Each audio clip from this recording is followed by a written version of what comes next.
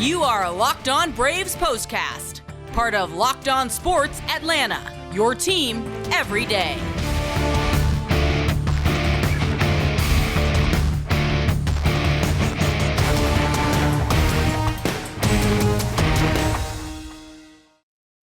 And welcome into the Locked On Braves postcast, part of the all-new Locked On Sports Atlanta. I'm Grant McAuley. He is Jake Mastroianni, and we appreciate you joining us after what was a very good night, a very good start to a three-game stay in Miami as the Braves beat the Marlins by a 5-3 score. Got a lot of good stuff to get into on this one. We'll get you all recapped, and of course, we'll get you previewed and ready for Game 2 of the series coming your way on Saturday. Before we get to any and all of that, though, I want to invite you to hit subscribe here on YouTube to the all-new Locked On Sports Atlanta YouTube page. We are over 1,000 subscribers, and we are making some good headway toward 2,000. So we appreciate you either being one of those if you already are, and we'd appreciate you if you're not, hitting that subscribe button and turning on those notifications so that you'll know every time we drop a new episode. Also, if you like the Braves postcast, you can get it in podcast form. It's part of Locked On Braves. Jake is bringing you all kinds of great content all season long, so be sure to subscribe to that wherever you get your podcasts. All kinds of good things happening there. And Jake, on this night, there were all kinds of good things happening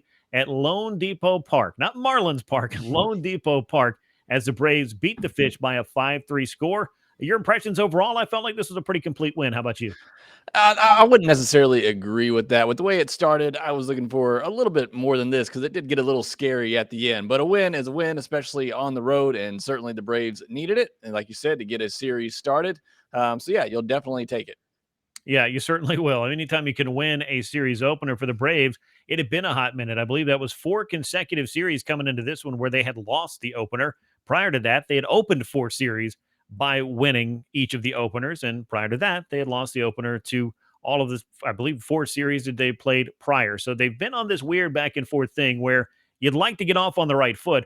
Clearly, the Braves were able to do that on this night. You will take that win. The Braves jumped out to an early lead, and they did not look back in picking up the 5-3 victory.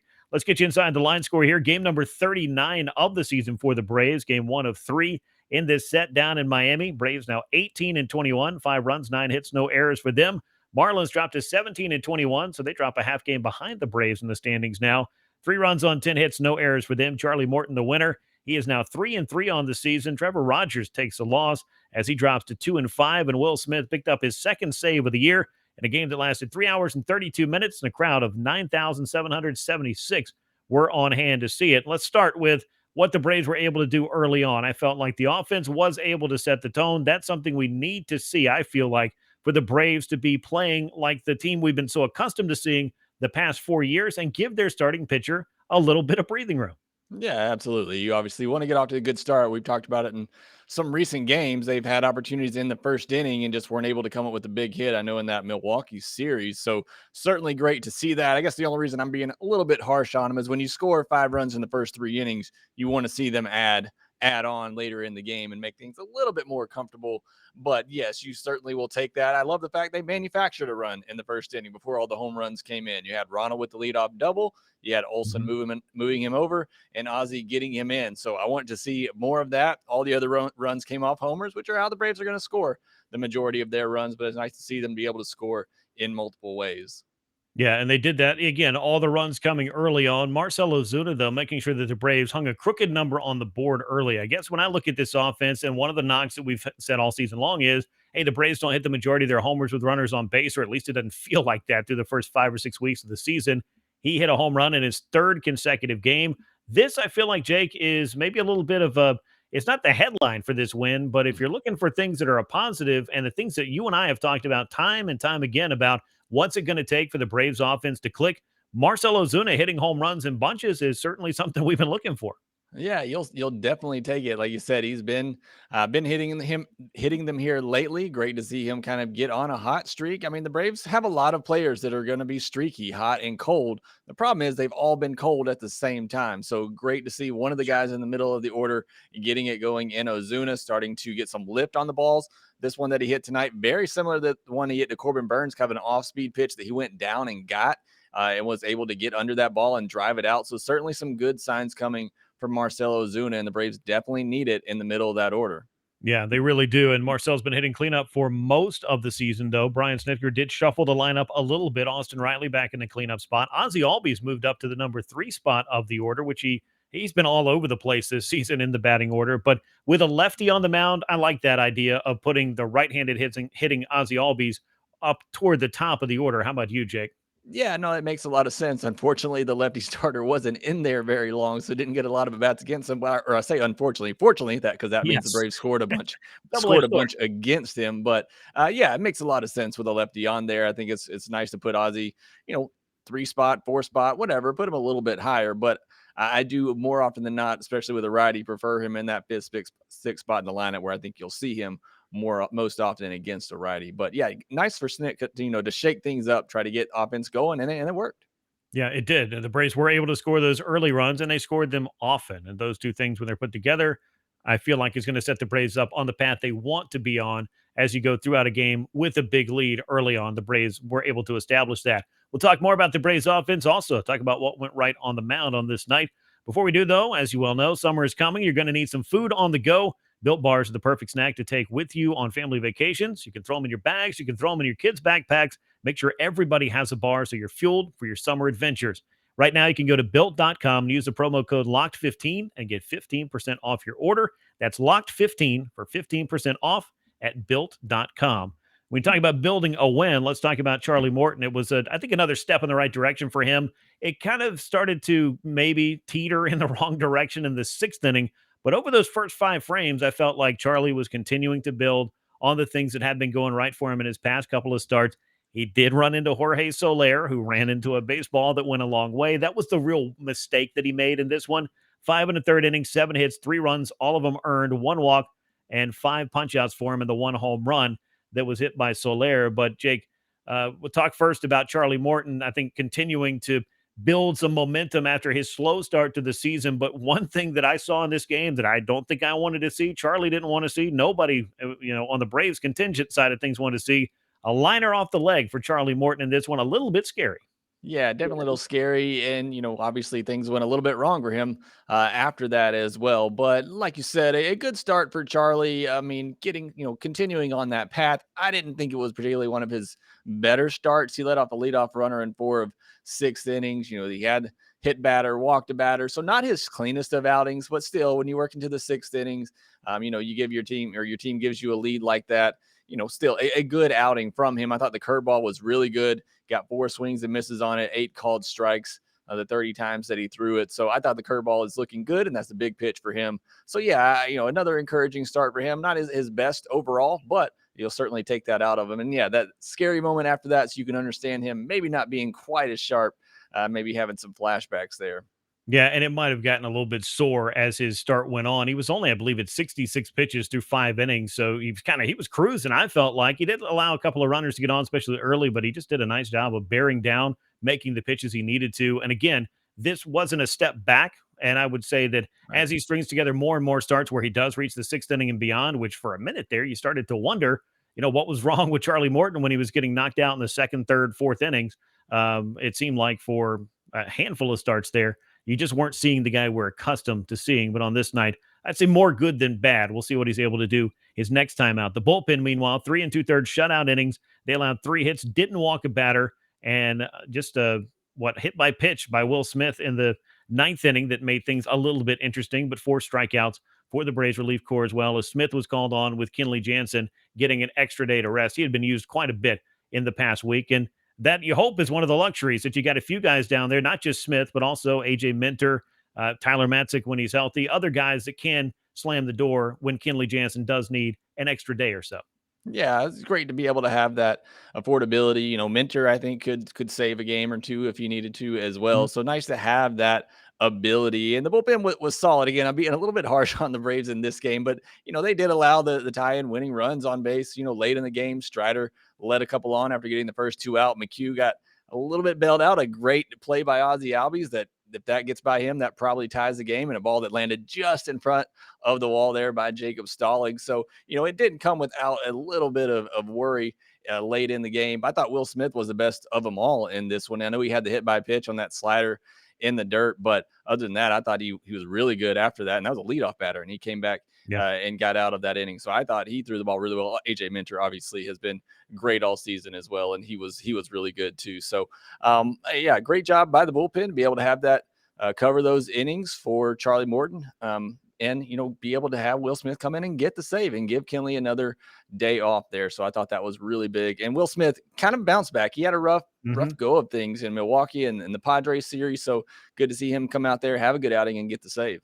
Yeah, and his second save of the year. So I was looking at the opportunities for the Braves throughout this game. As you mentioned, Jake, they didn't really add on after jumping out to that big lead. Just 1 for 8 with runners in scoring position in this game. They did leave 9 batters on base.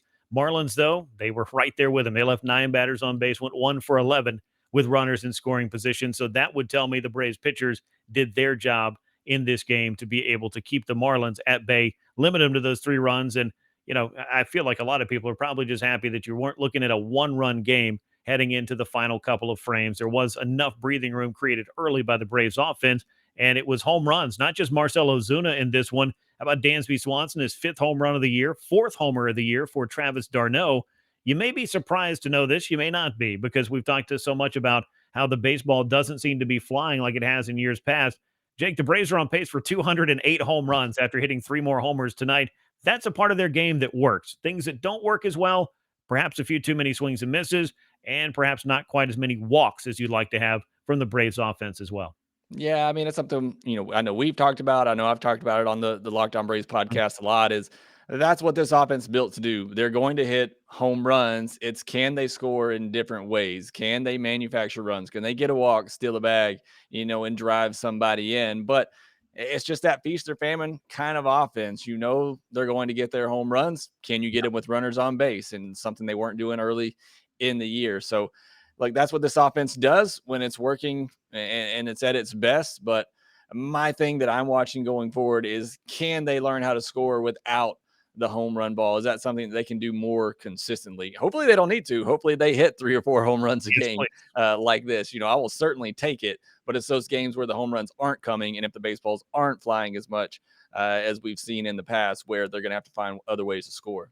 Yeah, well, the Braves 50 home runs on the year now through 39 games. Again, a pace of over 200, nearly 210 home runs, which would approach the franchise record, which was set, I believe, back in 2019 by that bomb squad. But also kind of a headline, if you will, of sorts anyway. Ronald Acuña Jr. back in Miami for the first time since injuring his knee and missing the remainder of the season at the midway point last year. He was 2 for 4 in his return, scored a run, drew a walk, stole a base.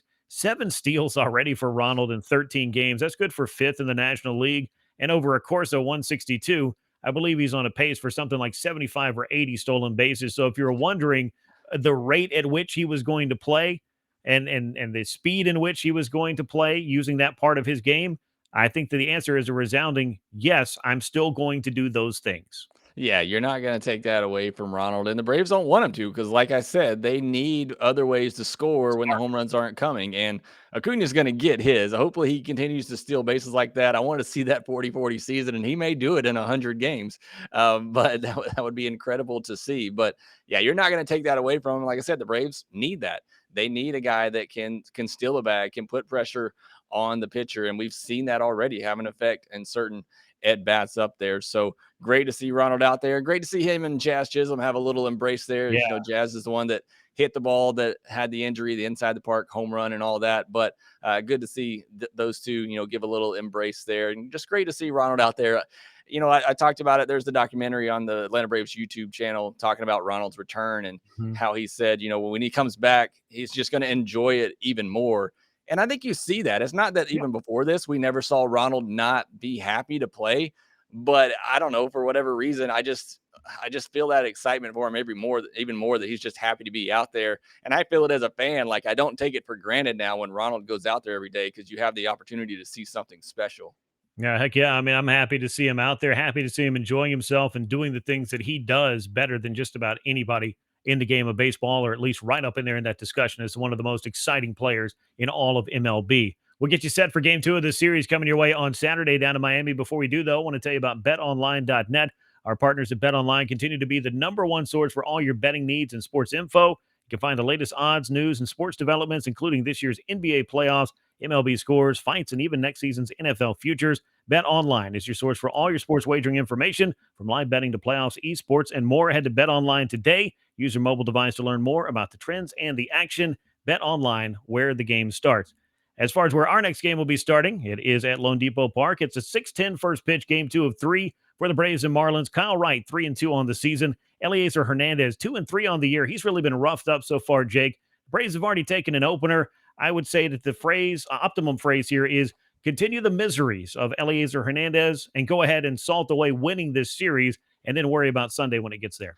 Yeah, the reason I'm a little hard on the Braves on Friday's game because I'm looking for them to have that blowout game on the Braves winning side of thing. Obviously, that was one of my keys I talked about on Thursday's podcast that I wanted to see this weekend. It's just a full game. They score early, score often, and you don't have to worry about using your best bullets in the bullpen. I mean, it's been a straight week now. The Braves have playing these close games, and they're going up against really good pitching staffs in the Padres and the Marlins and the Brewers. So, Yeah. you understand why they're playing close games, but it'd be great for them to have one of these blowout games where they get up by 5 or 6 runs and you can kind of coast in the back end. So that's what I'm hoping for on Saturday. Hopefully they have a complete game, score early, score often, and put one to bed early. Well, it'll be Kyle Wright looking to be the recipient of all the run support the Braves offense can give him. We'll see if Marcell Ozuna can continue that hot streak, that homer streak, which reached 3 consecutive games now with another bomb in the opener against Miami. And of course, we always tune in to see what Ronald Acuña Jr. is going to do at the top of the order as he looks to lead the Braves to victory as well. Kyle Wright looking for his 4th win of the year. He faces Eliezer Hernandez, who again is 2-3 and has an ERA up over 6. So perhaps that big crooked number that you're looking for, Jake, will show up in game 2 against the Marlins. That'll bring us to a close here, though, on the Braves postcast, part of the all-new Locked On Sports Atlanta. We appreciate you making us part of your game viewing routine. And, of course, make sure you hit subscribe on the YouTube channel. Hit that notifications bell to make sure you get notified whenever we drop a new episode. And make sure you're subscribed to Locked On Braves wherever you get your podcast. Good night at the ballpark for the Braves, though, as they pick up a 5-3 victory over the Miami Marlins. He's Jake Mastroianni. I'm Grant McAuley. We look forward to talking to you on Saturday after another Braves win. Until then, so long, everyone.